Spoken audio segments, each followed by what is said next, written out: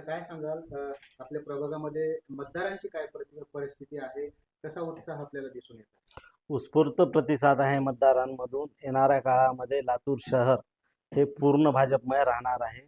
नागरिकांनी आता ठरवलेलं आहे विकासासोबत राहायचं आहे, भारतीय जनता पार्टीसोबत राहायचं आहे.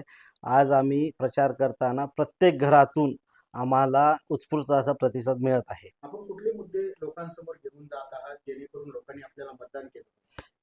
मागील काही काळापासून लातूर शहर महानगरपालिकेवर प्रशासक असल्यामुळे नागरिकांच्या अनेक अडचणी आहेत आणि त्यांना सोडवण्यासाठी किंवा नागरिकांना उपलब्ध होणारा असा अधिकारी दुर्भाग्याने लातूर शहर महानगरपालिकेला भेटलेला नाही. त्यामुळे प्रत्येक नागरिकाची नगरसेवकांकडनं जी काही अपेक्षा आहे ती आम्ही सोडवण्याचा प्रयत्न करू. येणाऱ्या काळामध्ये